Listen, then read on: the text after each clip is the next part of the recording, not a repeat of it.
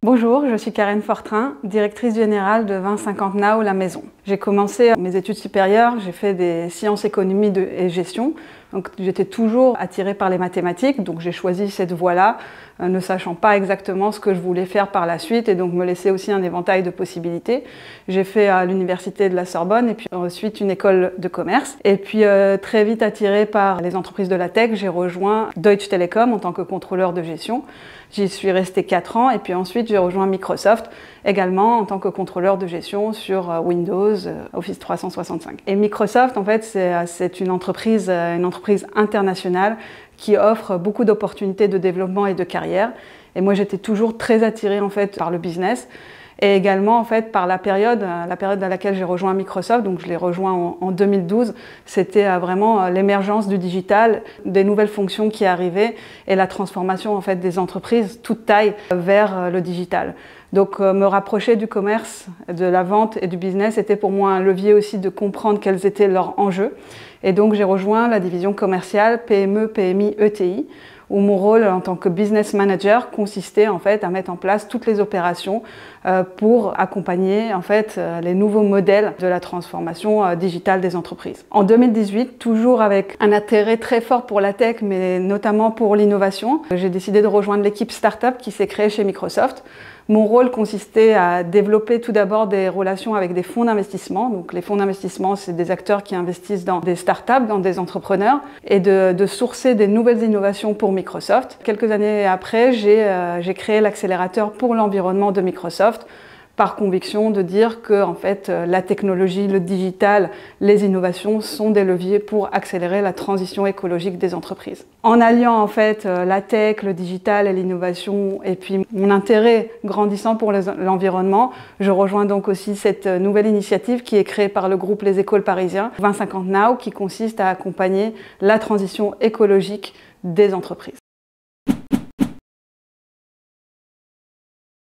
Alors j'ai envie de dire que le numérique aujourd'hui c'est partout. Donc c'est dans tous les métiers, dans tous les domaines, que ce soit les transports, la santé, la mobilité, l'environnement.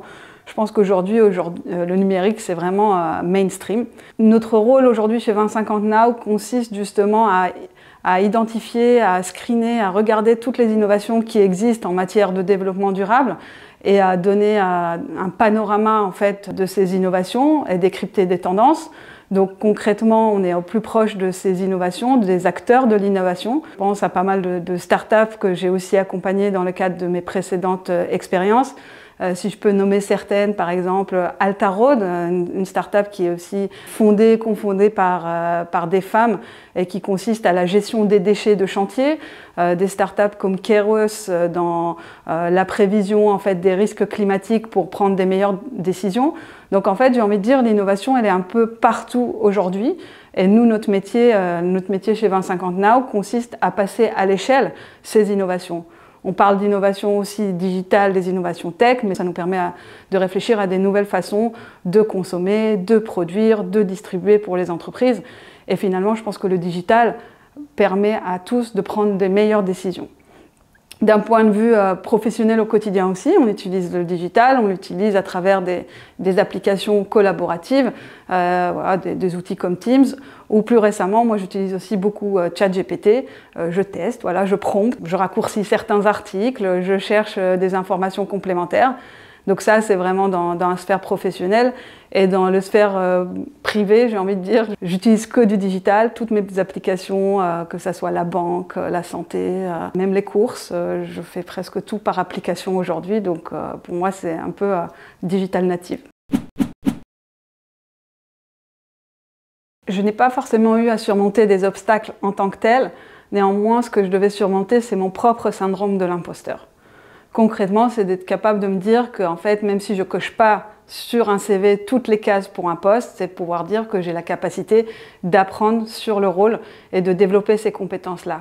Donc si je coche 3 compétences par exemple sur 5, c'est de se dire voilà, j'ai déjà ce qu'il me faut pour le job et le reste je vais développer au fur et à mesure de mon expérience.